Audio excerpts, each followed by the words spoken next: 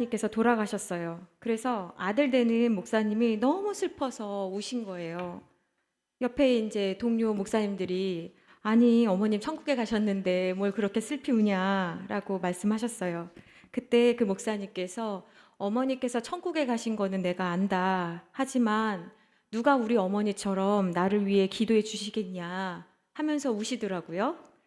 가족을 잃은 슬픔은 이루 말할 수 없는 큰 슬픔이지만 하지만 나를 위한 중보 기도자를 잊는 것은 더 큰 슬픔인 것 같아요.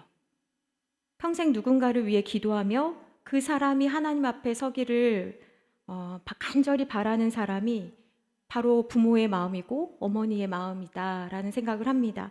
그런데 오늘 우리가 생각해야 봐야 할 것은 우리가 읽은 본문에서 예수님은 우리가 누구를 위해 기도해야 하는지를 잘 정리해서 말씀해 주고 있습니다. 본문을 한번 살펴보겠습니다. 지금 이 상황은 누가 봐도 예수님이 십자가를 지고 가시면서 말씀하신 내용이거든요.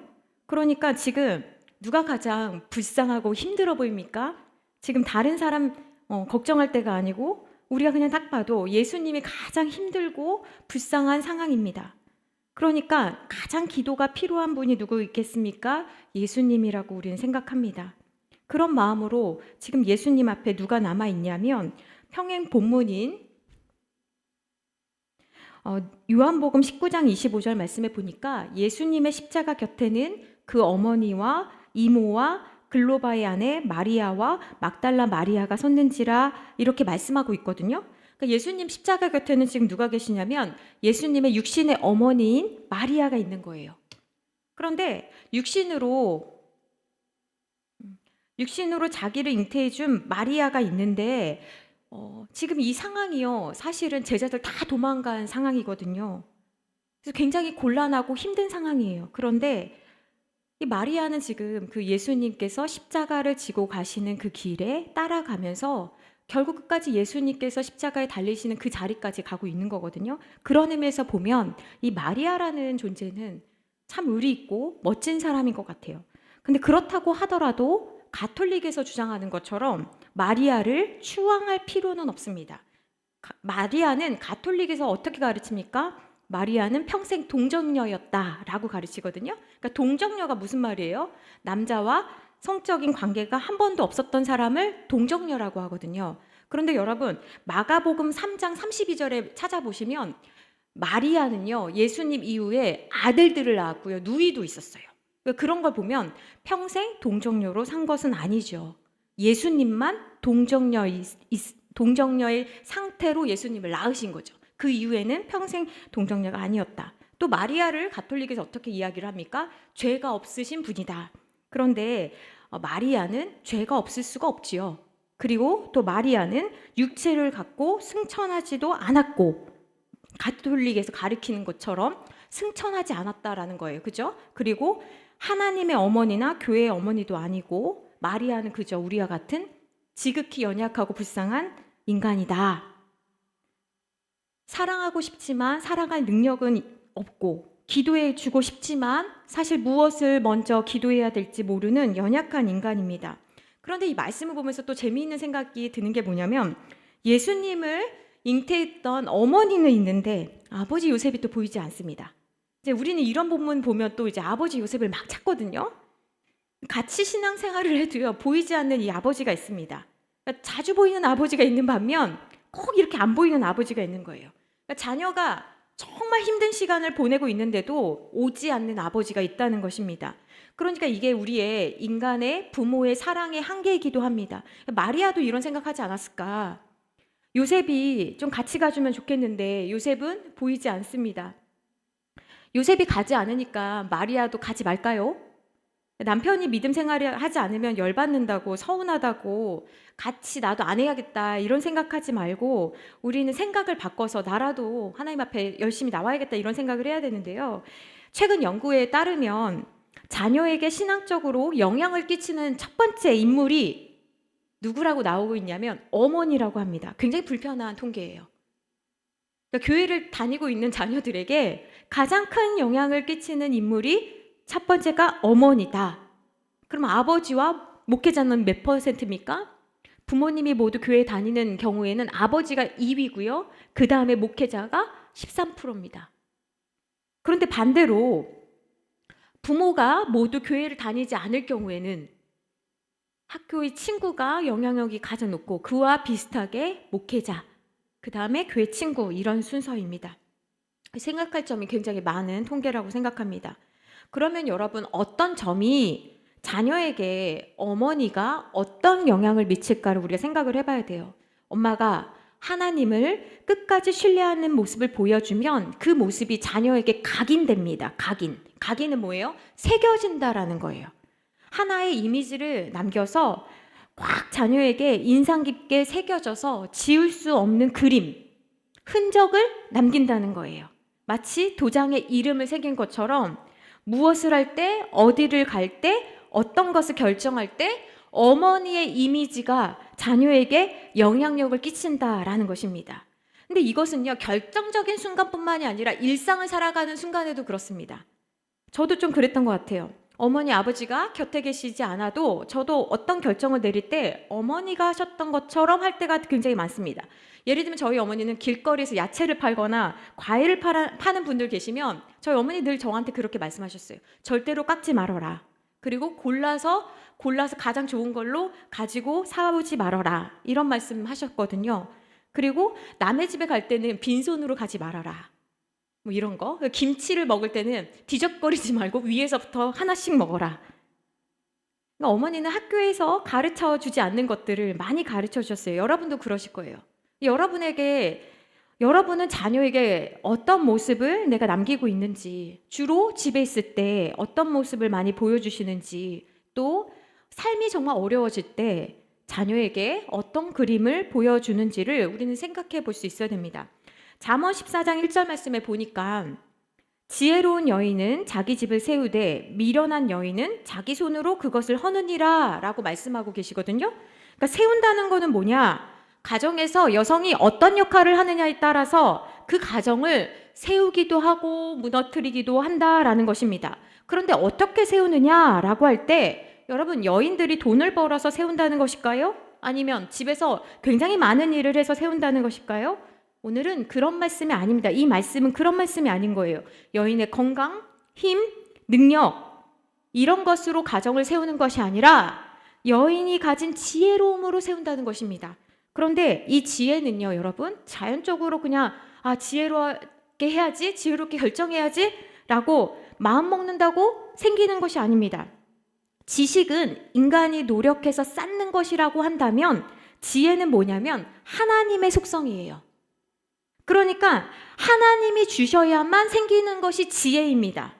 그러니까 지혜로운 여인이라고 한다면 그 말은 그녀에게 하나님의 영이 충만하다라는 것을 우리가 알 수 있는 거예요.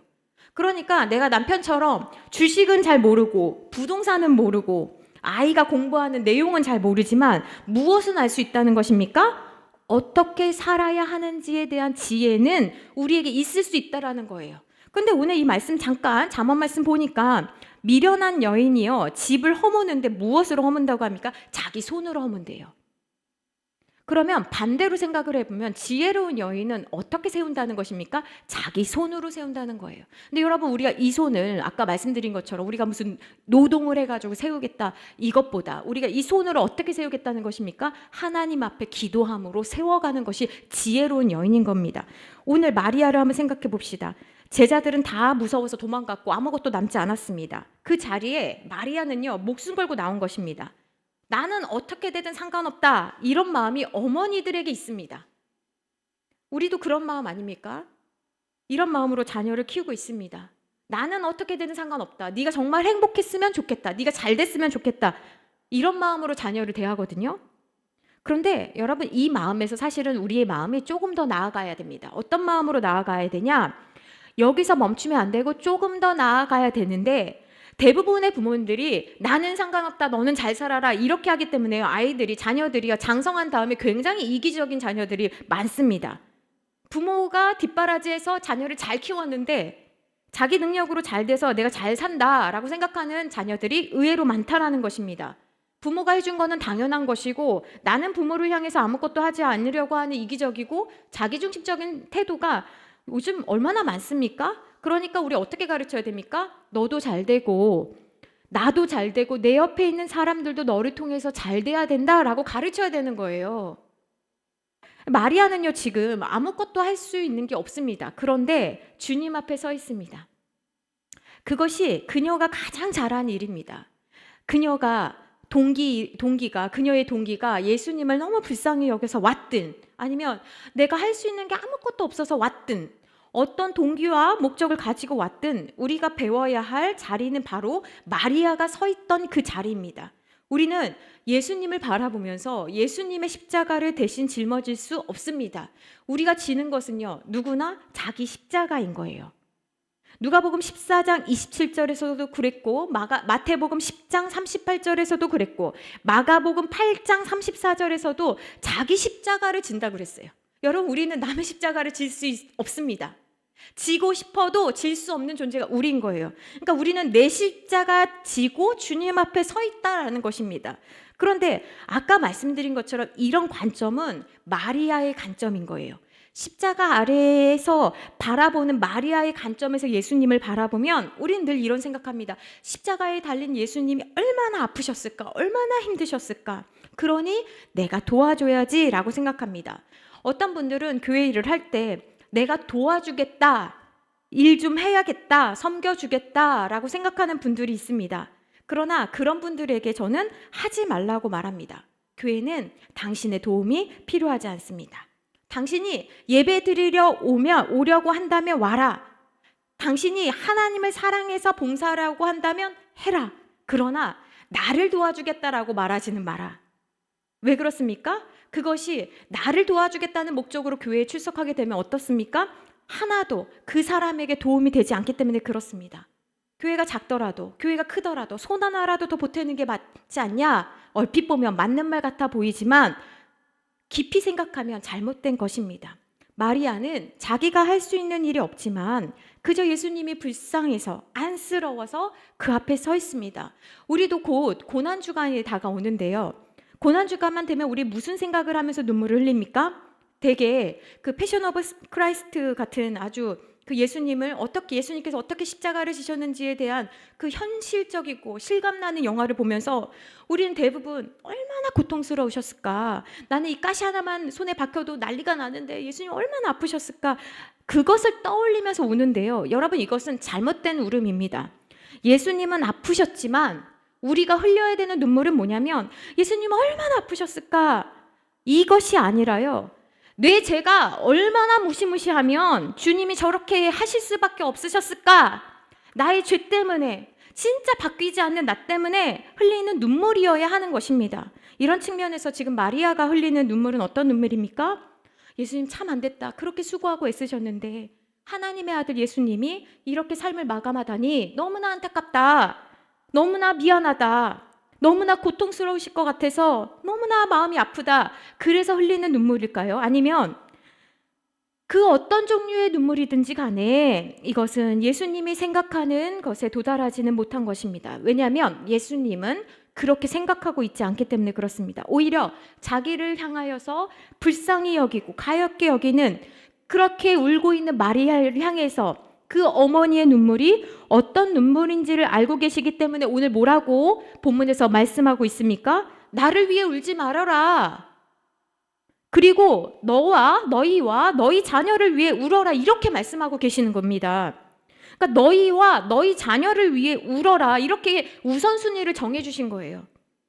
그러니까 먼저 울 게 있다라는 거예요. 먼저 기도해야 될 것이 있다라는 것입니다. 그래서 오늘 울라고 하시는 이 동사, 울라고 되어 있는 이 동사는요, 어떤 의미의 동사냐면 슬픔을 참으면서 소리내지 않고 흐느끼면서 막 우는 그런 눈물이 아니라 마치 어린아이가 소리를 내어서 막 크게 울부짖듯이 부르짖듯이 하는 큰 소리를 내는 울음입니다. 그래서 여러분, 교회에서 울지 못한다면 우리 정말 슬플 것 같아요. 여러분, 우리 어디서 웁니까? 교회는 잘 웃는 곳이기도 해야 되고요. 잘 울 수 있는 곳이기도 해야 하는 것입니다. 제가 좋아하는 시 중에 이런 시가 있어요. 할머니 어디 가요? 예배당 간다. 근데 왜 울면서 가요? 울려고 간다.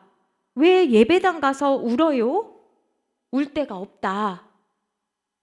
김영아님의 울꽃이라는 동시인데요. 저는 이 시 참 좋아해요. 저희 어머니도 교회에 가시면 참 많이 우셨던 것 같아요.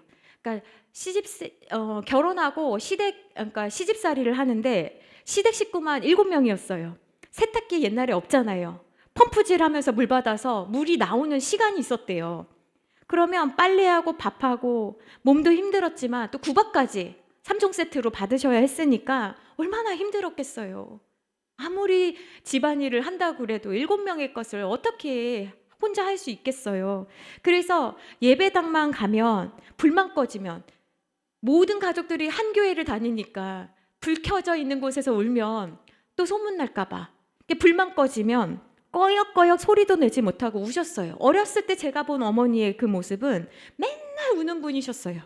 그러니까 저는 어렸을 적에 저희 어머니 보면서 얼마나 마음이 아팠는지 몰라요. 그리고 심지어 저희 어머니가 맨날 우시니까 하나님이 밉기까지 했어요. 왜 이렇게 우실까? 그래서 저는 아기 때 아직도 생각이 나는 게 엄마, 하나님이 엄마 기도 안 들어주셔? 내가 하나님을 좀 떼찌떼찌 해줘야 될 것 같아. 이렇게 이야기했던 기억이 나요. 그러니까 제가 그렇게 어머니를 보고 있다는 것을 알고 있었기 때문에 어머니는 기도하시면서도 소리내서 울지를 못한 거죠. 그러다 제가 사역자가 되니까 저도 어디서 울 데가 없는 거예요. 그래서 저도 제일 좋아했던 시간이 금요 기도의 시간이었던 것 같아요. 불만 꺼지면 그렇게 저도 많이 울었던 것 같아요. 저희 어머니가 소리내서 울지 못했던 것처럼 저도 많이 울었던 것 같아요. 제가 우는 게 마치 성도님들에게 들키면 하나님의 영광을 가리는 것 같아서 제 기도 제목이 뭐 엄청난 것이 있는 것처럼 보여질까 봐 혼자 아무도 모르게 꺼역꺼역 울었던 것 같아요. 여러분 혹시 제가 울면 그냥 울게 놔두세요. 사역자든 장로님이든 권사님이든 집사님이든 누구든 교회에서 실컷 울고 갈 수 있게 그냥 내버려 두면 좋을 것 같아요. 이스라엘 속담에는 이런 말이 있습니다. 사람 앞에서는 웃어라. 그러나 하나님 앞에서는 울어라. 여러분 울음에도 종류가 있거든요. 진실한 울음이 있는가 하면 배우들이 연기할 때 흘리는 거짓된 눈물도 있습니다. 이집트의 나일 강가에 사는 악어가 사람 잡아먹은 다음에 흘리는 눈물이 있습니다. 거짓 눈물이거든요. 왜 그렇습니까? 사람 잡아먹어서 흘리는 눈물이다 라고 해서 사람들이 거짓 눈물이라고 붙인 거예요. 그러니까 미안하면 잡아먹지를 말지 잡아먹고 나서 흘리는 눈물이니 너무 어이가 없지 않습니까? 그런데 우리가 흘리는 눈물도 때때로는 하나님 앞에 어떤 눈물인지를 생각해야 되는 거예요. 무지에서 흘리는 눈물도 있지만 자녀가, 배우자가 내 맘대로 되지 않아서 억울하고 신경질 나고 그래서 흘리는 눈물도 있다라는 것입니다. 내 뜻대로 하기 위해서 회유가 되지 않아서 흘리는 눈물도 있고 자존심 때문에 흘리는 눈물도 있다라는 것입니다. 그런데 주님은 울 때 울음에도 순서가 있다라고 오늘 본문을 통하여서 우리에게 말씀해 주시는 거예요. 먼저 누구를 위해 울라고 하십니까?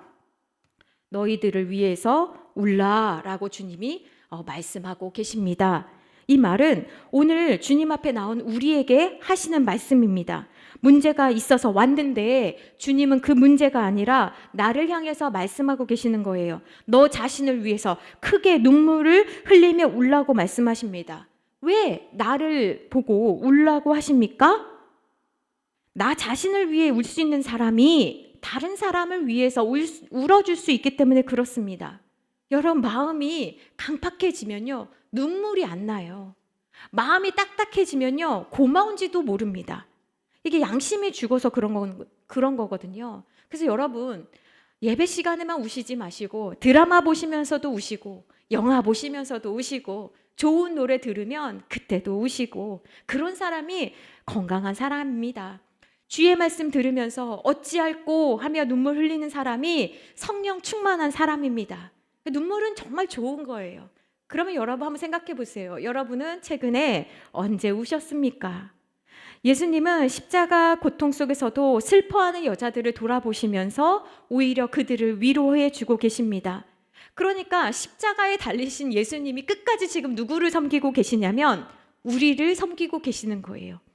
끝까지 예수님께서 마리아를 사랑하시는 외침을 지금 보여주고 계시는 것입니다. 지금 그분이 가장 힘든 상황임에도 불구하고 예수님은 마리아를 생각하고 계십니다. 그래서 기독교를 사랑의 종교라고 하는데 여러분 그 사랑은 내가 괜찮을 때만 하는 사랑이 아니고 나의 상황과 형편에 상관없이 모든 것을 내주는 사랑입니다. 십자가에 달리셔서 모든 것을 주셨으면서도 마지막까지 이 마리아를 섬기시는 예수님을 생각해 봅시다. 그 헤아림을, 그 생각의 넓이와 깊이를 우리가 한번 떠올려 봅시다. 우리는 결코 따라갈 수 없는 생각의 깊이이고 사랑의 깊이입니다. 마리아의 울음은 이 상황이 너무 절망적이고 슬프기 때문에 흐르는 자연적인 눈물이라고 할 수 있습니다. 그런데 여러분, 사람들은요, 일반적으로 자기가 슬프면 다른 사람을 위로한다라는 생각을 하지 못합니다. 또 자기가 고난 중에 있으면 역시 다른 고난에 처한 사람들을 돌아봐야지, 도와줘야지 라는 생각을 하지 못합니다. 왜 그렇습니까? 인간은 자기중심적이기 때문에 내 슬픔과 어려움이 제일 크다라고 착각하기 때문에 그렇습니다. 그래서 그 상태에 머물면서 오히려 네가 나를 위로해 주는 게 당연하지라고 생각해서 다른 사람이 잘 보이지가 않는 거예요. 그래서 우리는 항상 눈물을 흘릴 때, 슬플 때, 고난 가운데 있을 때 보지 못하는 것이 있다라는 것입니다. 그런데 예수님은 그 슬픔 가운데 있으시면서도 우리를 향해서 너희를 위해 울라고 하시면서 지금 무엇을 보여주고 계십니까? 우리가 보지 못하는 것이 있다라는 것에 대해서 말씀해주고 계시는 거예요. 주님은 우리를 살리려고 십자가를 지셨습니다. 그러니까 우리가 동정해야 할 분이 아니라 그분이 우리를 불쌍히 여기셔서 십자가를 지셨다는 거예요. 그러므로 우리는 십자가를 볼 때마다 얼마나 아프셨을까? 얼마나 무겁고 힘드셨을까? 이것을 생각할 것이 아니라 그를 죽일 만큼 심각하고 무섭고 무감각하고 강팍한 우리의 죄를 회개하기 위해서 우리가 울어야 하는 것입니다. 우리 지난주에 목사님께서 담임 목사님께서 예수님께서 오셨을 때 마리아가 산 달이 다 됐음에도 불구하고 방을 구하는데 방을 얻지 못해서 마구간에서 예수님께서 태어나지 않으셨습니까? 여러분, 그것만 봐도 우리가 얼마나 이기적인 존재인지를 우리는 생각할 수 있어야 됩니다. 우리는요, 손해보는 거, 내 자리 양보하는 거 진짜 못합니다. 그러니까 나한테 피해가는 거 굉장히 싫어하는 거거든요. 그래서 기껏 마음을 내준 것이 무엇입니까? 내가 피해받지 않는 정도에서 그러면 마구간에서라도 사용하시던지요. 이렇게 하는 것이 우리입니다. 예수님께서는 사방이 뚫려있는 그 마구간에서 우리를 구원하시기 위해 오지 않으셨습니까? 그러니까 우리의 수준이 이런 거예요. 여러분, 우리가 뭐 다른 사람과 뭐 다를 것 같습니까? 우리 그렇지 않습니다. 이것이 우리가 나 자신을 생각하면서 내가 정말 어떤 사람인지를 깨달아야 하나님께서 나를 위해서 베풀어 주신 그 은혜가 얼마나 깊은지를 우리가 깨달을 수 있습니다. 그렇기 때문에 우리가 나를 생각할 때 나 자신을 위해서 흘려야 하는 새로운 눈물이 있는 것입니다. 여러분, 정말 나를 위해서 흘려야 하는 눈물이 있습니다. 내가 아이에게 든든한 안정감을 줘야 되는데 하나님께 아이를 맡긴다고 하면서도 여전히 아이를 내 소유물로 여깁니다. 그러니까 내가 자랑하고 아이가 좀 못되면 내가 못된 것처럼, 내가 망한 것처럼, 내가 어그러진 것처럼 우리는 자유하지 못합니다. 그러니까 우리가 늘 기도할 때 하나님께 내 아이를 온전히 맡깁니다 라는 것을 우리가 기도해야 되는 거예요. 그런데 우리 알지 않습니까? 자녀 키우다 보면 이 한 입에서, 내 이 입에서 진짜 잔소리와 말씀이 같이 나옵니다. 그러다 보니 말씀의 권위가 너무나 떨어지는 거예요. 어떨 때는 하나님을 선택하고 저럴 때는 세상을 선택하는 나의 이중성이 다른 사람에게는 보여지지 않는데 5시간은 우리가 나이스하게 보낼 수 있다고 하지 않았습니까? 그런데 24시간 함께 있는 아이 앞에서는, 가족 앞에서는요, 그 이중성을 속일 수 없고 숨길 수가 없는 거예요. 그러니까 나는 주님을 믿는다고 하면서도 주님의 인격을 닮아가려고 애쓰지 않고 있습니다. 또 우리는 언제 눈물이 납니까? 아이가 힘든 것 같으면 우리는 그냥 그게 싫어가지고 막 웁니다. 그래서 어떻게든 하나님 앞에 떼를 쓰듯 이 상황을 벗어나게 해달라고 막 기도합니다. 그러니까 우리는 늘 하나님께서 이 아이를 붙잡고 하나님께서 가르치시겠다라고 붙잡고 지금 이렇게 교육하고 계시는데 우리는 이 상황 자체가 하나님의 뜻을 모르니까 이게 싫어가지고 하나님 이 상황을 좀 벗어나게 해주세요 이렇게 떼쓰다 보니까요 하나님의 교육이 들어가지 않는 것입니다. 그러니까 하나님께서 우리를 사랑하셔서 때때로 우리에게 시험을 주시는데 우리는 그냥 시험 자체가 너무나 괴로운 거예요. 그러니까 늘 이 잔을 옮겨주십시오, 이 잔을 옮겨주십시오만 기도하는 것이 우리입니다. 여러분, 또 언제 우십니까? 우리가 억울해서 울 때가 너무나 많습니다. 우리가 서운해서 울 때가 너무나 많습니다. 미워서 울 때가 너무나 많습니다. 그래서 여러분, 자녀를 위해서 울 때, 또 배우자를 위해서 울 때, 괴로워서 울기 전에 우리는 늘 무엇을 봐야 됩니까? 나 자신을 봐야 되는 거예요. 너 도대체 왜 우니? 이 울음의 종류가 무엇인지, 이 울음의 성격이 무엇인지를 우리는 하나님 앞에 냉정하게 봐야 되는 것입니다. 믿음이라는 것은 내가 할 수 있는 것과 내가 하지 못하는 것의 차이를 아는 것으로부터 시작합니다. 역시 여러분, 혹시 주님을 교회 안으로만 제한하고 있진 않습니까? 우리가 주님을 믿는다고 하면서도 진짜 여러 과목 중에 하나로 종교 과목 하나 만들듯, 국어, 영어, 수학, 음악, 종교 과목 하나 만들듯 하나님께서 이것만 좀 도와주세요 라고 제안하고 있지는 않습니까? 우리는 아이의 죄성을 보면서 연약함을 보고 있지만 주님은 그 아이를 보고 있는 그 눈을 바라보며 그 눈을 통해 나를 보며 하나님 말씀하십니다. 아이가 먼저가 아니다. 네가 먼저야. 주님은 네가 먼저 회개하지 않으면 안 돼. 이렇게 말씀하고 계십니다. 무엇을 우리가 주님 앞에 회개해야겠습니까? 우리 말씀 한번 찾아보겠습니다. 디모데후서 3장 1절부터 5절 말씀입니다.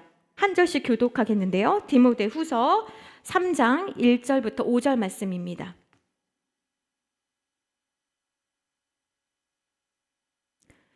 한 절씩 교독합니다. 너는 이것을 알라. 말세에 고통하는 때가 이르러 사람들이 자기를 사랑하며 돈을 사랑하며 자랑하며 교만하며 비방하며 부모를 거역하며 감사하지 아니하며 거룩하지 무정하며 원통함을 풀지 아니하며 모함하며 절제하지 못하며 사나우며 선한 것을 좋아하지 아니하며 배신하며 조급하며 자만하며 쾌락을 사랑하기를 하나님 사랑하는 것보다 경건의 모양은 있으나 경건의 능력은 부인하니 이 같은 자들에게서 내가 돌아서라. 그러니까 너 자신을 하나님보다 더 사랑하는 것, 너의 건강, 너의 지식, 너의 경험을 최우선에 두는 것, 이거 회개하라는 것입니다. 돈을 좋아하고 너가 필요하는 것에서 더 나아가 그걸 가장 높은 가치로 여기는 것, 입만 열면 자기 자랑을 하는 것, 부모를 거역하고 감사하지 않는 것뿐 아니라 마음이 불편하면 풀지 않는 것, 절제하지 못하고 사나운 것에 대해서 우리가 이런 마음의 상태이기 때문에 교회에 와서 예배는 드리지만 기도는 하지만 무엇입니까? 경건의 모양새는 있는데 능력이 없다라고 말씀하고 계십니다. 그러니까 어쩌다 우리가 이런 감각을 잃게 되었는가? 렘브란트가 이 십자가를 세움이라는 작품을 좀 보실 필요가 있는데요. 이 작품을 보시면 원래 그림이 이렇게 어둡습니다. 우리가 좀 생각해야 할 중요한 포인트들이 있어요. 예수님을 지금 십자가의 대못으로 박아서 올려드리는 지금 장면을 묘사하고 있는데 이 그림을 좀 보면요. 주변에 이 주위에 말을 타고 있는 부리부리한 눈에 백부장이 보입니다. 그리고 비겁하게 뒤에서 조롱하는 종교 지도자들이 보여요. 그리고 우측에는 처형을 기다리는 두려움에 사로잡힌 죄인들의 모습이 보입니다. 그런데 이때 어울리지 않게 지금 십자가 옆에 보면 빛으로 이렇게 보이는 한 사람이 나와요. 빡떡 모자를 쓴 청년이 보입니다. 이게 어울리지 않지 않습니까? 이 십자가를 세운다는 이 그림에 아니 이 사람이 지금 빵모자 쓰고 화가가 왜 이런 모습을 보일까? 이 모습이 뭐냐면 지금 빵떡 모자를 하고 있는 이 사람이 이 그림을 그린 렘브란트라는 사람입니다. 그는 이 그림을 그리면서 어떤 마음으로 그렸냐면 지금 예수님을 죽이는 일에 공모한 죄인 중에 한 명으로 자기를 묘사하고 있어요. 그러니까 예수님을 십자가에 매달리게 한 인물이 이런 여러 사람도 있지만 그 중에는 누구도 있다는 거예요? 자기도 있다라는 거예요. 다른 사람이 아니라 내가 그 자리에 있었다. 나도 거기서 한몫을 했다라고 인정하고 있는 것입니다. 여기서부터 경건은 시작되는 것입니다.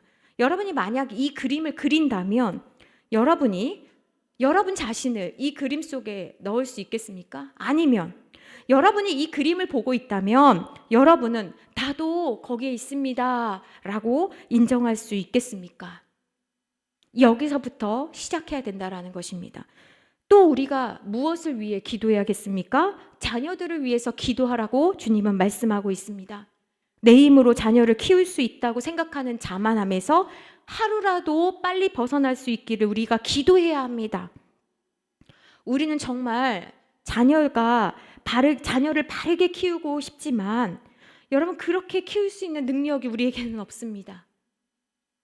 세상은 아이들이 졸업하기만을 입 벌리고 기다리고 있습니다. 그래서 졸업만 하면 어떻게든 넘어뜨리려고 수단과 방법을 가리지 않고 아이들을 노려보고 있습니다. 우리가 사는 이 험악한 세상은 우리가 평안하든 평안하지 않든 자녀를 향하여서 어떻게든지 미혹하게 하려고, 어떻게든지 주님과 멀어지게 하려고 노리고 있습니다. 그래서 우리가 자녀들을 위해서 기도해야 하는 것입니다. 우리는 부모가 되면 자동적으로 희생적이고 자녀를 위해 포기할 줄 알고 무조건적으로 사랑할 수 있고 우리는 그렇게 할 수 있을 것이라고 생각하는데요. 그렇지 않다라는 걸 여러분이 잘 아실 것입니다. 저만 해도 좀 그렇습니다. 저희 아이가 사춘기가 딱 되니까 정말 제 자식 같지가 않은 거예요. 그래서 자녀를 위해서 기도할 때 눈물이 나기보다는 이게 도끼가 생기더라고요. 저는 여러분보다 굉장히 수준이 떨어지는 사람이고 너무나 많이 부족하고 욕심이 많아서 아이를 사실은 잘 놓지를 못했습니다. 그러니 여전히 내 말을 잘 듣고 나랑 같이 다니고 내 방식대로 따라주는 아이를 저는 바라는 거예요. 기대하는 거예요. 그런데 여러분, 사춘기가 뭔지 아십니까? 엄마의 아들이 아니라 나의 이름을 갖겠다라고 하는 게 사춘기거든요. 그러니까 나의 존재를 찾겠다. 내가 누구인지를 나 스스로 내 두 발을 이 세상에 딛고 서겠다, 이러는 것이거든요. 그러니까 아이가 나와는 지금 안 맞는 것 같고 어울리지 않는 것 같고 나에게 반항을 하는 것 같아 보이는 이 모든 현상이 뭐냐면 사실은 내가 독립하겠습니다, 분리하겠습니다, 이런 거거든요. 근데 이게 참 힘들더라고요. 네가 나와 독립을 한다니, 네가 나와 분리가 되겠다니. 그래서 계속 옛날처럼 내가 가라고 하는 데를 갔으면 좋겠고, 내가 먹으라고 하는 걸 먹었으면 좋겠고, 내가 하라고 하는 걸 했으면 좋겠고, 옛날처럼 연결시키려고 어떻게든지 간에 엄마의 아들이 되게 하려고 노력하면 할수록 아이는 나는 내 존재를 찾겠습니다 라고 거칠게 반항하기 시작하는 거예요. 그러니까 나도 한 성격 한다, 나도 너에게 질 수 없다 그러면서 더 강하게 밀어붙이고 싶은 죄인의 마음이 제 안에 있더라고요. 그런데 주님께서 너무나 감사하게도 그게 잘못되었다라는 것을 가르쳐 주시면서 지금 다시 배우고 있습니다. 그래서 제가 아이를 위해서 너무나 속상해서 하나님 앞에 나와서 우는 것으로 하나님은 기뻐하지 않으신다라는 것을 알았어요. 여러분, 아이를 위해서 우리가 기도하면 하나님 기뻐하시는데 아이를 향해서 내가 어떤 것을 기도하든 다 기뻐하시는 게 아니더라고요. 그래서 그러면 우리가 무엇을 위해서 기도해야 되느냐? 아이의 무엇을 위해 우리가 어떻게 기도해야 되느냐? 첫 번째, 우리가 아이를 위해서 기도할 때 아이가 앞으로 살아갈 세상을 생각하면서 우리가 울면서 기도해야 되는 거예요. 여러분, 아까 전에 처음에 말씀드렸죠. 이 울음이라고 할 때, 울어라 라고 할 때 이 동사가 꺼역꺼역 큰 소리로 창피하듯 우는 울음이라고 했어요. 예수님께서 하늘로 승천하신 이후에 예루살렘은요 철저하게 무너집니다. 로마에서 70년에 예수님 사후 70년에 티투스 장관을 보내서요 예루살렘을 무너뜨리는데요, 예루살렘 성전을 불태워버리고요 완전히 파괴해버립니다. 로마 군인들이요 아이들을 땅에 어떻게 죽였냐, 던져버렸어요. 그냥 던져버리면 아이들 어떻게 됩니까? 그냥 죽는 거예요. 여자들은 강간했습니다. 남자들은 무참하게 살육했어요. 이 일로 유대인들은요 자기들이 살 땅을 잃어버렸을 뿐 아니라 전역으로 흩어지며 살게 되었습니다. 예수님은 이걸 미리 보시면서 우셨어요. 너희가 이것을 위해서 울어야 된다라는 거예요. 너희 자녀들이 살아갈 세상이 어떤 세상인지를 알고 울라고 말씀하고 계시는 것입니다. 그러니 이렇게 살아라, 어떻게 살아라, 이게 문제가 아니라 우리들이 아이들이 살아갈 세상을 생각하게 보면 우리는 울 수밖에 없는 것입니다. 여러분, 아이들이 사는 세상이 얼마나 악합니까? 얼마나 음란합니까? 얼마나 무너져 있습니까? 사람이 사람다움을 잊어버리고 얼마나 무지막지한 일들이 많습니까? 빵집이 어딨냐고 물었더니 왜 때립니까? 무차별 폭행을 하고 있는 시대가 요즘이지 않습니까? 가정 환경이 안 좋아서 제가 이런 일을 저질렀습니다. 상처받아서 그렇습니다. 심신미약입니다. 여러분 무슨 말입니까 이게? 저에게는 잘못이 없어요. 우리 환경이 이런 거예요. 늘 자기가 잘못했다고 하는 게 아닌 거예요. 이 환경이 문제다라고 핑계하고 있는 것입니다. 이 세상이 하나님께서 만드신 처음 세상과 너무나 많이 달라졌습니다. 여러분 우리 아이만 잘 키우면 뭐합니까? 교회 밖을 나가보면 왕따 당합니다. 무시당합니다. 왜 내가 왕따를 당하는지 이유를 알 수 없습니다. 하나님의 말씀의 가치관이 사람들에게 밟히고 무시당합니다. 그러니 여러분 혼자 이 아이만 믿음 생활 잘할 수 있게 해달라고 하면 이 아이 너무나 어려운 거예요. 그래서 우리가 두 번째로 기도해야 될 것은 무엇입니까? 아이가 같이 하나님의 나라를 꿈꾸고 말씀대로 살아가고 눈물을 흘릴 만큼 힘들고 고통스럽겠지만 믿음의 친구들과 같이 결코 포기하지 않고 믿음으로 살 수 있기를, 살아내기를 위해서 우리가 기도해 주어야 하는 것입니다. 여러분 다니엘의 세 친구가 이런 예 아닙니까? 다니엘 혼자서도 할 수 있었겠지만 여러분 왜 세 친구가 같이 있습니까? 믿음의 친구들이 있으면 우리는 그 어떤 어려움도 잘 감당해 나갈 수 있기 때문에 그렇습니다. 예수님은 이 땅에 오셔서 혼자 하셔도 충분히 가능하셨을 거예요. 그런데 예수님께서 왜 12제자와 함께 하셨습니까? 너희들은 공동체로 부르심을 받았다라고 우리에게 가르쳐주고 계시는 거예요. 우리 이 기도 모임도 그렇습니다. 여러분 우리가 혼자 기도해도 되는데 왜 같이 모여서 기도하는 게 중요합니까? 삼겹줄은 쉽게 끊을 수 없는 것처럼 믿음의 친구들을 이렇게 붙여주신 것입니다. 또 우리가 무엇을 위해서 기도해야 되겠습니까? 하나님을 만날 수 있기를 우리가 자녀들을 위해서 기도해야 하는 것입니다. 여러분 기독교 역사를 보면 어거스틴이라는 위대한 믿음의 사람이 있습니다. 어거스틴은 성자로 불리었고 기독교에 정말 교리를 세운 사람입니다. 그의 영향력은 오늘날까지도 미치고 있습니다. 그런데 여러분 우리가 알다시피 이 어거스틴이 처음부터 이런 성자였다 아니라는 것을 우리는 알고 있습니다. 이 어거스틴이 어머니 모니카에 의해서 신앙교육을 잘 받고 잘 자랐습니다. 그러다가 17살 때 고향을 떠나서 칼타고라는 곳에 갑니다. 가서 이제 부모가 없고 감시하는 눈이 없고, 그러니 오늘날도 동거나 이런 낙태나 이런 것이 큰 문제가 되지만 당시에 이 어거스틴이 가서 동거도 하고 낙태도 하고 아주 성적으로 문란한 생활을 살았습니다. 심지어 페르시아의 종교인 마니교를 추종하면서 살았어요. 그러니 이 어머니는 이 어거스틴을 생각할 때마다 심장이 정말 너무, 우리가 자녀를 생각할 때 심장이 아프지 않습니까? 이 어머니는요 얼마나 마음이 아팠는지 모릅니다. 그래서 늘 교회에 와서 기도했다고 합니다. 늘 울면서 자녀를 생각할 때마다 그렇게 울면서 기도할 수밖에 없는 거예요. 그런데 왜 이 자녀는 돌아오지 않을까요? 그렇게 어머니가 기도하시던 어느 날 어거스틴이 어머니와 멀리 떨어져 있던 그 어느 날 32살이 되었을 때 밀라노의 한 정원을 그냥 거닐고 있을 때 저쪽에서 아이들이 동요를 부르는 소리가 들리는 거예요. 그래서 그 동요를 귀 기울여 들어봤더니 라틴어로 뭐라고 되어 있냐면 톨레레게 톨레레게 톨레레게 하면서 동요를 부르고 있는 소리를 들었습니다. 그런데 그날 유독 어거스틴이 그 소리가 마음에 마치 누군가 자기에게 하시는 말씀인 것처럼 귀에 들리는 거예요. 근데 이게 톨레레게가 라틴어인데요. 그게 무슨 뜻이냐면 책을 집어들어 읽어라, 책을 집어들어 읽어라 이 뜻이거든요. 근데 라틴어 공부를 했더니 어거스틴이 그게 무슨 말인지 알았던 거죠.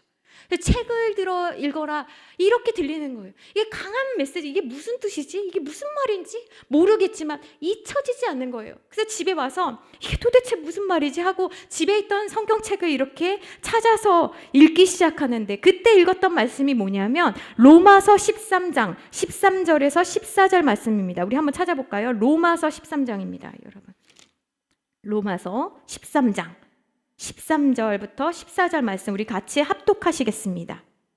로마서 13장 13절 14절입니다.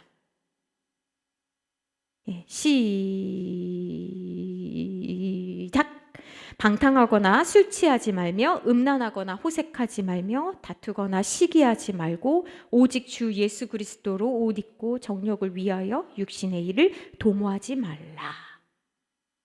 이 말씀이 집어들어 읽어라, 집어들어 읽어라 했을 때 이 말씀이 이게 나를 향한 말씀인지 몰랐는데 그 멀리 떨어져 있던 그 어머니가 했던 그 기도가 여러분 아무리 거리가 멀고 아무리 이 아이가 혼자이든 누구든 간에 집어들어 읽어라, 집어들어 읽어라 그 아이들의 동요를 통해서 들었던 그 어거스틴의 마음에 너무나 각인이 돼서 찾아서 읽었는데 이 말씀을 읽었을 때 자기가 이 말씀이 자기가 살고 있는 지금 이 모습이 하나님 보실 때 이게 바르지 않다라는 것을 깨닫는 시간이 된 거예요. 방탕하지 말아라, 술 취하지 말아라, 음란하지 말아라, 호색하지 말아라, 성적으로 문란하지 말아라 이 말씀이거든요. 다투지 말아라, 시기하지 말아라, 육신의 일을 도모하지 말아라. 그래서 이 일을 계기로 어거스틴은 회심하게 되었습니다. 그리고 긴 방황의 시간을 마치고 하나님께 돌아왔습니다. 여러분, 어거스틴의 어머니가 한 일은 무엇입니까? 어거스틴의 어머니는 어거스틴처럼 많이 배운 사람이 아닙니다. 무엇을 했습니까? 늘 기도하다가 지치면 목사님에게 그 당시에는 목사님이 안 계시지만 교회 지도자에게 가서 우리 어거스틴은 어떻게 하면 좋겠냐고 하면 목사님이 늘 기도하시라고 힘들 때마다 찾아가서 또 기도하고. 여러분, 우리 한번 생각해 봅시다. 자녀를 말로 억지로 돌이키게 할 수 없습니다. 우리 해봤지 않습니까? 그래서 우리가 울어야 하는 거예요. 그래서 우리가 눈물이 나는 것입니다. 우리는 자녀를 위해 믿음으로 눈물의 씨앗을 심기 위해서 울어야 하는 것입니다. 강팍한 아이의 마음이 개간되기 위해서 필요한 것이 무엇입니까? 우리의 눈물입니다. 하나님 앞에 우리가 보일 진심은 우리의 눈물입니다. 그래서 자녀 사랑의 최고봉은요, 눈물의 기도입니다. 돈으로, 스펙으로 자녀의 뒷배경이 되어줘야지, 물려줘야지. 여러분 주변에도 한번 생각해 보세요. 재산 좀 물려주면요, 그 얼마 되지 않는 금액이든 큰 금액이든 다 그것 때문에 싸웁니다. 자녀를 위해서 기도하는 부모의 모습을 물려주어야 하는 것입니다. 다른 것은 다 사라지고 없어질 수 있지만 믿음의 기도는 사라지지 않기 때문에 그렇습니다. 직장에서 잘리면 슬프지만 다시 구하면 됩니다. 돈 없으면 벌면 됩니다. 사업 실패하면 다시 노력하면 됩니다. 그러나 여러분, 신앙을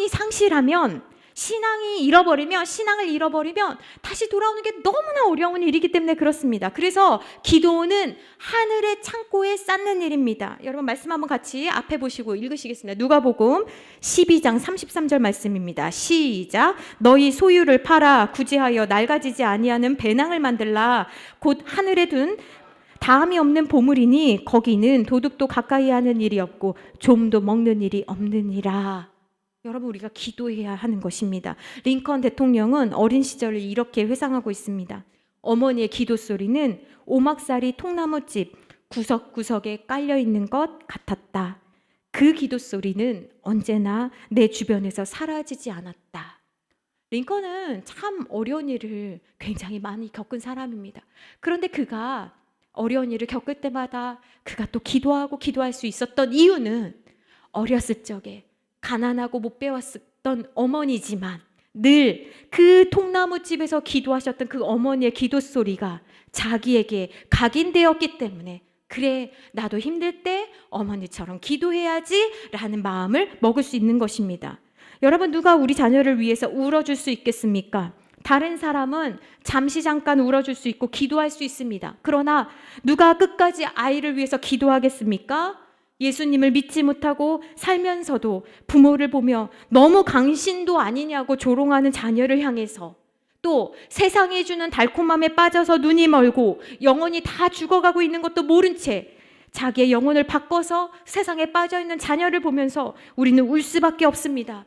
말이 안 통하니 이대로 두면 망할 게 뻔한데 가슴이 너무 아프니까 울 수밖에 없습니다. 그러나 우리는, 여러분 꼭 기억하셔야 되는 게, 울음으로 끝나는 것이 아닙니다. 그러므로 우리는 하나님께 감사해야 되는데요. 왜 그러냐? 오늘 눈물로 심은 자는 기쁨으로 거두게 되리라는 하나님의 말씀이 있기 때문에 우리는 지금 슬프고 속상해서 울지만 그 눈물의 성격이 바뀌게 될 것을 신뢰하기 때문입니다. 여러분 시편 126편 5절 6절 말씀 같이 한번 앞에 보시면서 읽으시겠습니다. 시작. 눈물을 흘리며 씨를 뿌리는 자는 기쁨으로 거두리로다. 울며 씨를 뿌리러 나가는 자는 반드시 기쁨으로 그 곡식단을 가지고 돌아오리로다. 여러분, 농부가 씨앗을 뿌리면서 이번 농사 망할 거야 라고 생각하면서 씨앗 뿌리는 농부 한 명도 없습니다. 눈물로 기도한다라는 것은 그런 거예요. 반드시 기쁨으로, 반드시 기쁨으로 하나님께서 내 기도를 들어주실 거야 라는 믿음을 가지고 반드시 기쁨으로, 여러분 포기하지 말고 낭망하지 말고 기도해야 하는 것입니다. 오늘 말씀을 요약합니다. 기도에는 우선순위가 있다는 것에 대해서 주님이 우리에게 가르쳐 주셨습니다. 가장 시급하게 기도가 필요한 사람은 누구입니까? 다른 사람이 아니라 바로 나라는 것을 여러분 기억하시기를 부탁드립니다. 나를 위한 기도가 있어야 하는 것입니다. 나를 위한 기도가 풍성해야 그 기도가, 그 사랑이, 그 은혜가, 그 복이 자녀에게, 다른 누군가에게 흘러갈 수 있는 것입니다. 내 마음이 강팍한데 누구를 위해서 기도할 수 있겠습니까? 내가 줄 게 없는데 누구를 위해서 줄 수 있겠습니까? 생수의 강이 흘러넘칠 수 있도록 여러분 이 복된 자리에 나오고 또 나오시기를 부탁드립니다. 또한 내가 하지 않고 자꾸 다른 사람에게 기도 동량하듯 다른 사람에게 맡기려고 하고 의지하려고 하는 것들을 여러분 버리셔야 합니다. 주님이 뭐라고 말씀하셨습니까? 너희와 너희 자녀를 위해 네가 기도하라는 거예요. 왜 그렇습니까? 나만큼 기도해 줄 사람이 없기 때문에 그렇습니다. 돈으로 해결할 수 없습니다. 부모의 기도가 가장 큰 재산입니다. 여러분, 부모의 기도가 가장 큰 유산입니다. 아이가 보는 앞에서 아이가 보지 않든지 간에 우리 엄마는 항상 중요할 때, 항상 범사에, 항상 힘들 때 우리 엄마는 기도하는 분이셨어 라는 이미지를 남길 수 있는 여러분들 되시기를 축복합니다. 기도하시겠습니다.